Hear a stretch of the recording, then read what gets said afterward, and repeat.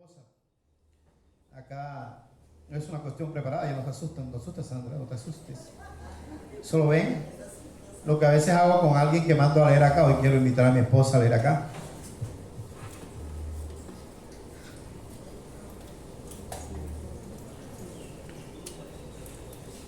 Como quiera que estamos hablando acerca del libro de Hechos, voy a tomar una parte del libro de Hechos, no voy a centrarme en el texto que debería tocar en el orden que llevamos, pero hoy voy a invitar a Sandra pensando en cuando Pablo y Silas fueron encarcelados, ¿verdad? En esos viajes misioneros de Pablo, en todos esos cruces que hizo, esos naufragios que hizo.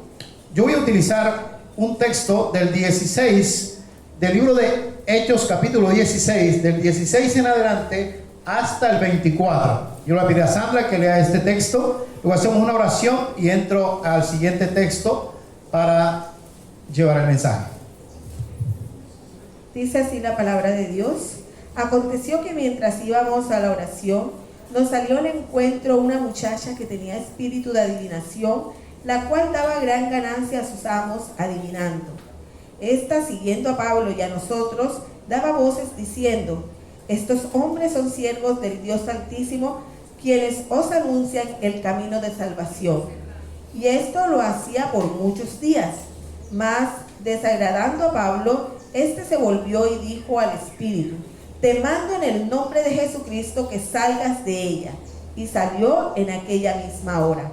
Pero viendo sus amos que había salido la esperanza de su ganancia, prendieron a Pablo y a Silas y los trajeron al foro ante las autoridades. Y presentándolos a los magistrados, dijeron: estos hombres, siendo judíos, alborotan nuestra ciudad y enseñan costumbres que no nos es lícito recibir ni hacer, pues somos romanos. Y se agolpó el pueblo contra ellos, y los magistrados, rasgándoles las ropas, ordenaron azotarles con varas. Después de haberles azotado mucho, los echaron en la cárcel, mandando al carcelero que los guardase con seguridad, el cual, recibido este mandato, los metió en el calabozo de más adentro y les aseguró con los pies en el cepo. Oremos. Amado Padre, te damos gracias, muchas gracias por esta palabra. Nosotros te pedimos, Señor, que la unción de tu Espíritu Santo, Señor, nos ayude a poder ser un canal de bendición donde tu palabra penetre a lo más profundo de nuestro ser, como lo dice la misma. Ella penetra hasta partir el alma, hasta lo más profundo donde nadie puede llegar. Que sea de bendición para nosotros, Señor, como familia.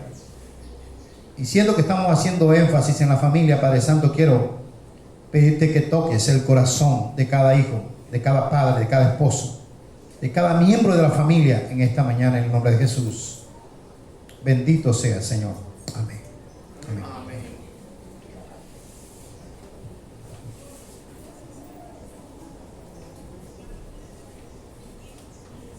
Quiero tocar este pasaje del libro de Hechos pensando en la familia, pensando en usted. Yo soy un loco enamorado de la familia. Y cuando le digo a los hermanos que van a preparar, yo les doy algunas instrucciones a los hermanos que van a preparar los videos para la invitación de este domingo. Había una familia muy linda, ¿verdad? Estaba Giovanni, estaba su esposa, estaba su niña y estaban las primitas, ¿verdad? Fue bonito la invitación.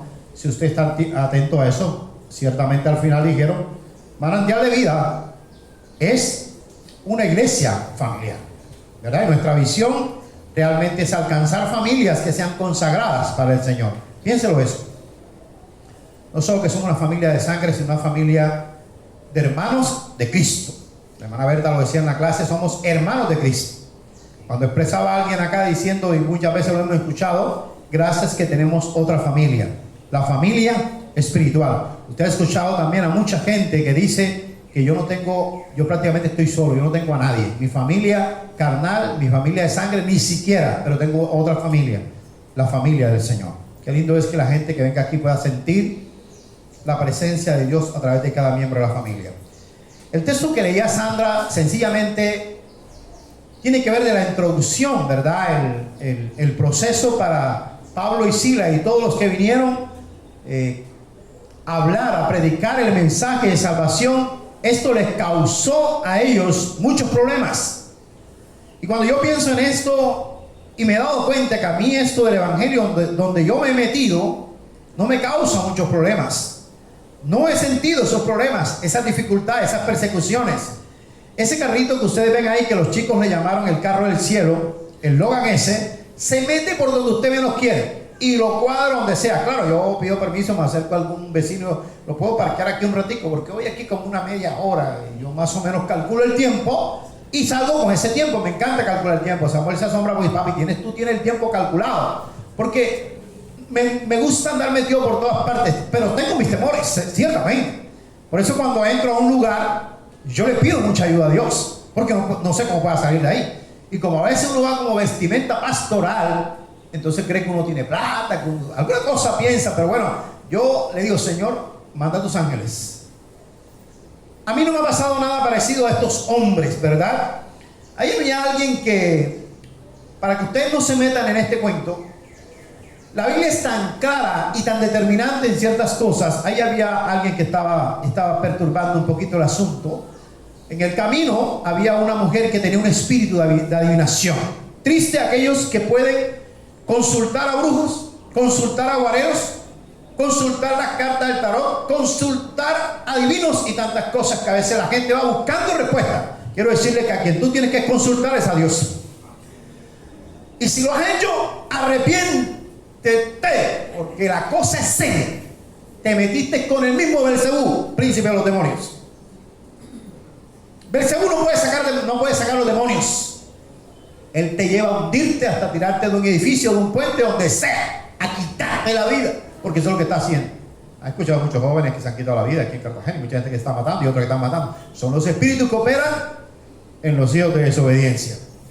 Entonces a veces queremos encontrar en eso, y esta mujer, con ese espíritu de adivinación que tenía, ganaba mucha plata y tenía sus jefes. Y miren nada más y nada menos que se encontraron con estos hombres. Y al encontrarse, sencillamente fue reprendido ese espíritu y salió de ella. Y esta mujer quedó libre.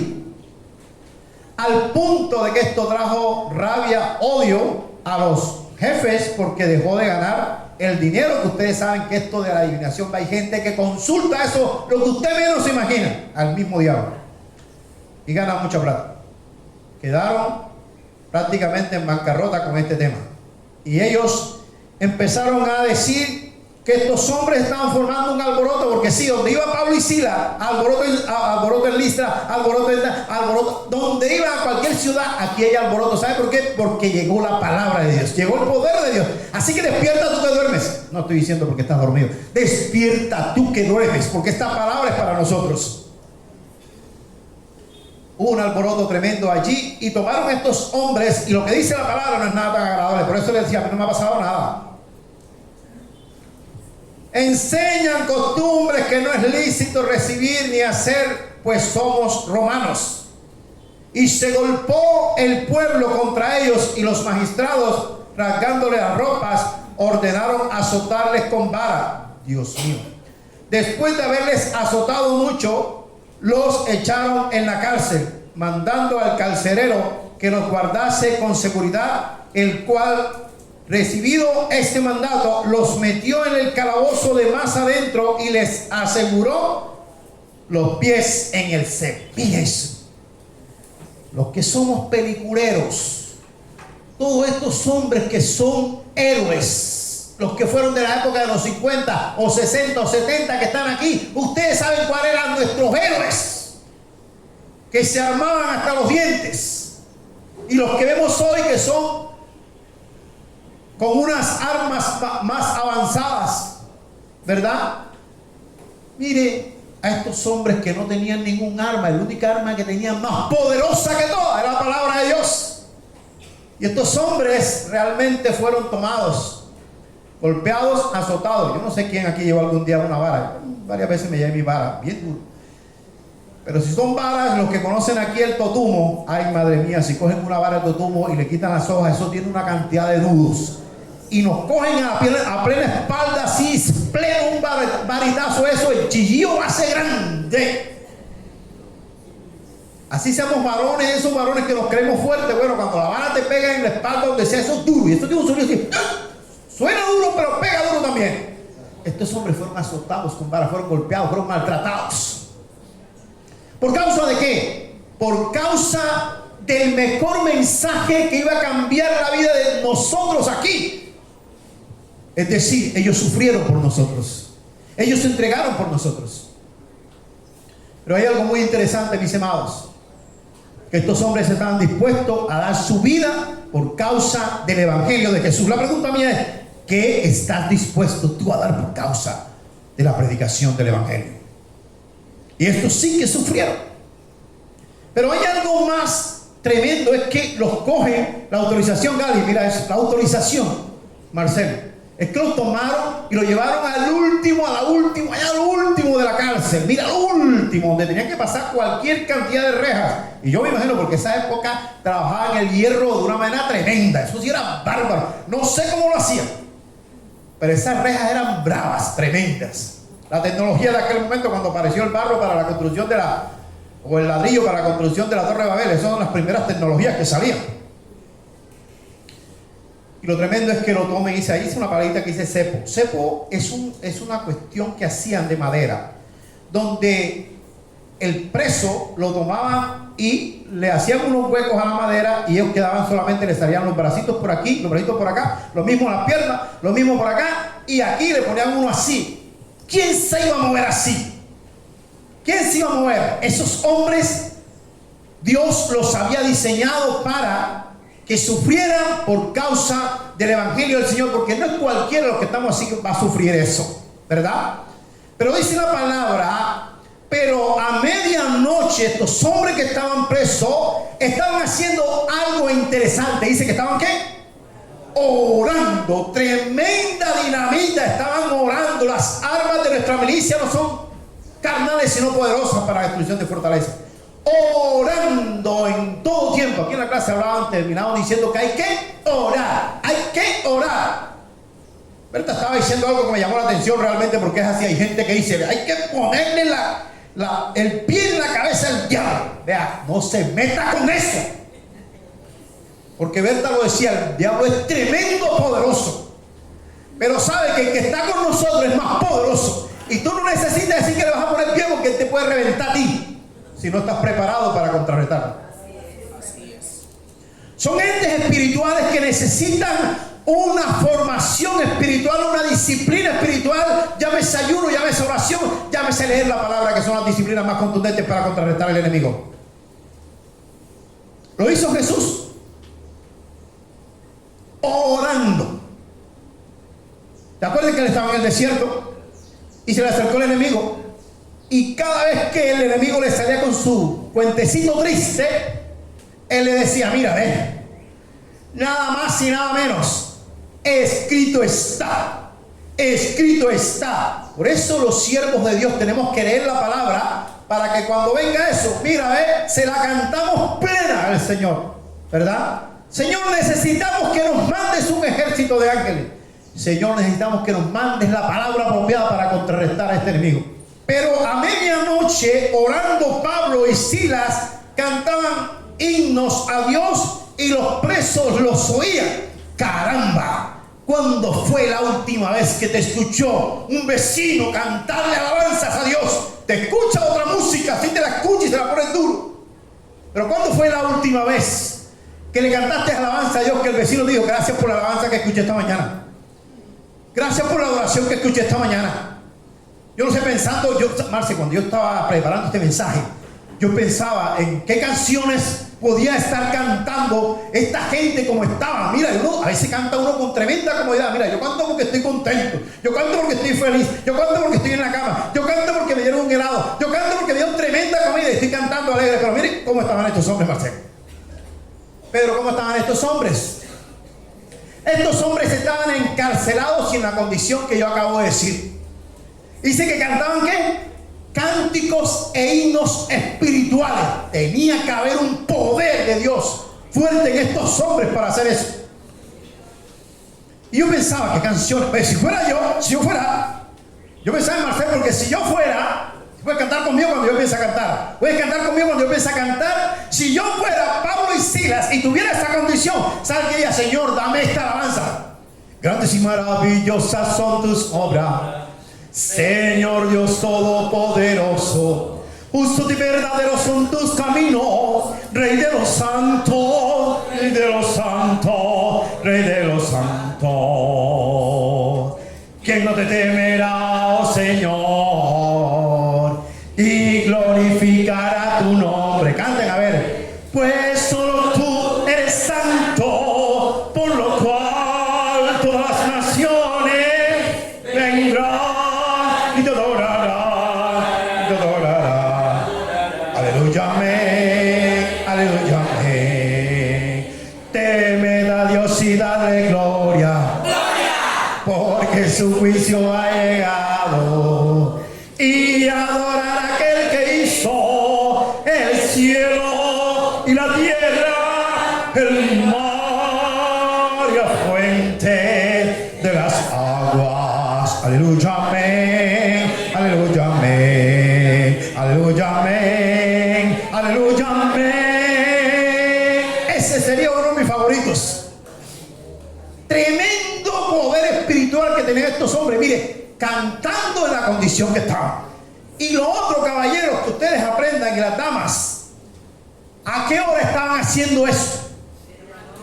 Y ustedes cuando hablan a medianoche, ¿qué piensan? ¿Más o menos qué hora?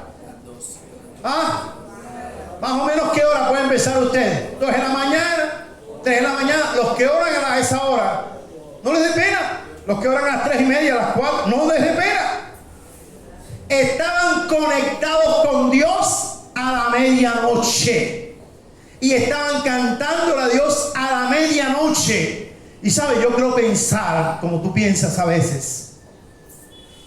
Si le creemos a Dios, Él va a hacer eso y mucho más. Cuando Sandrita hablaba acá, le estoy refiriendo a la mamá del lindo joven Jafé, porque ella dice así que él es lindo. ¿Cierto? Hermoso. Vea, muchos de la familia pensaban que en algún momento podía Sandra quedarse así. Pero ellos, dirigidos por el Señor, empezaron a hacer un clamor de oración. Yo creo que ustedes oraban a las 2 de la mañana, Sandra. Un equipo grande. Sandra no podía mover nada de su cuerpo. Impresionante. Pero ellos tomaron eso como bandera, como familia. Y aún hacen sus reuniones familiares. Lo hacían a esa hora. A esa hora, caramba. Yo me despierto a las 3:30 o a esa hora. Si el Señor me despierta, yo eso sí que, si el Señor me despierta a esa hora, yo me pongo que dar vuelta en la cama. No, yo voy a buscar esa hora. De rodillas no sé qué. Voy a buscar eso. Porque creo que me está inquietando eso. Entonces dice que ellos a esa hora, ¿verdad? Entonces sobrevino de repente, mire el poder del Espíritu Santo. Entonces sobrevino de repente un terremoto de tal manera que los cimientos de la cárcel se sacudían y al instante se abrieron todas las puertas y las cadenas. Todos se soltaron. Y mire eso, despertando el carcelero y viendo abiertas las puertas de la cárcel, sacó la espada y se iba a matar pensando que los presos habían huido. El preso que se fuera le costaba la vida al que estaba cuidando, al soldado que estaba cuidando allí. Pero dice algo muy interesante, mis amados, que cuando ellos cantaban, los demás escuchaban eso. O sea, hermano y hermana, que el territorio donde tú vas, la casa donde tú vas, que cantas, oras y compartes la palabra, ese es un territorio que reclama a Dios y es un territorio donde pueden ocurrir milagros. Sin necesidad de tú programar una campaña de milagros y sanidad.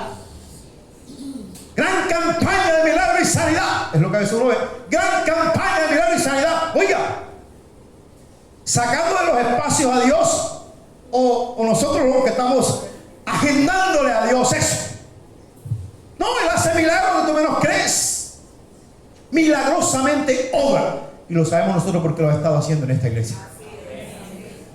Y no necesitamos promulgar ni nada de eso. Sencillamente es creer, tener fe. Y los presos escuchando esto, ¿verdad? Pero dice la palabra que más.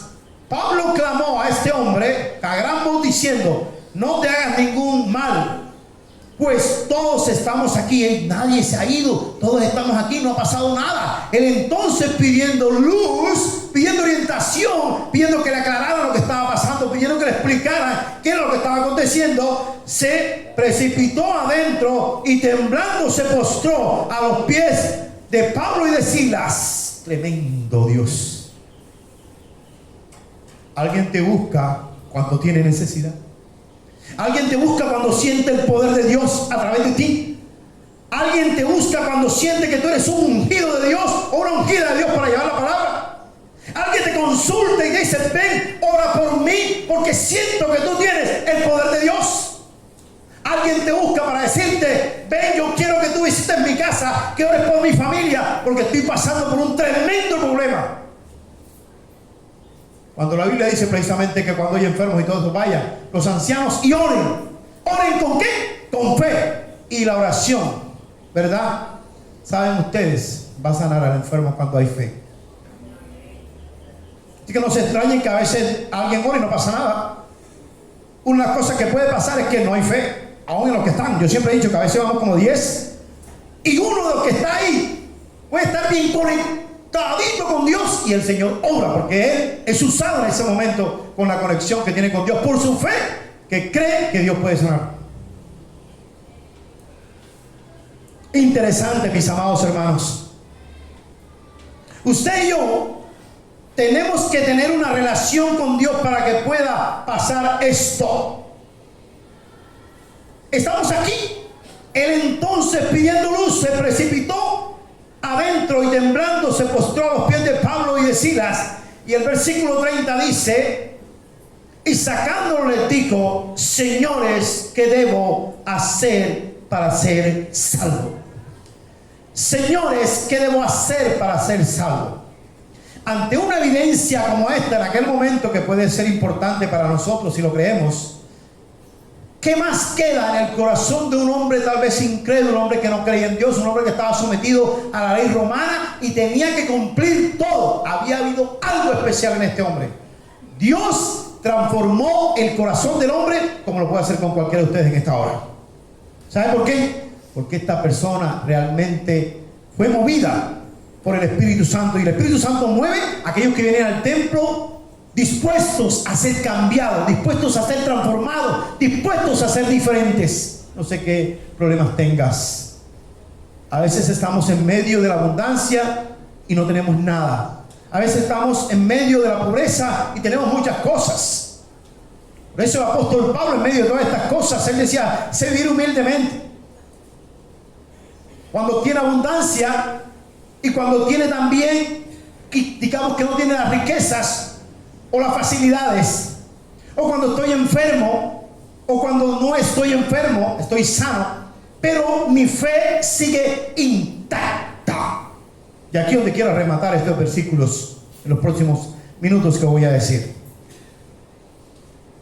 Y llevándolos, dice la palabra, y él tomándolos en aquella misma hora de la noche, les habló, les lavó las heridas. Pero voy a leer el siguiente versículo. Ellos dijeron: cree en el Señor y serás salvo tú y tu casa. Esa es la respuesta. Cree en el Señor y serás salvo tú y tu casa. Aquí el tema es creer.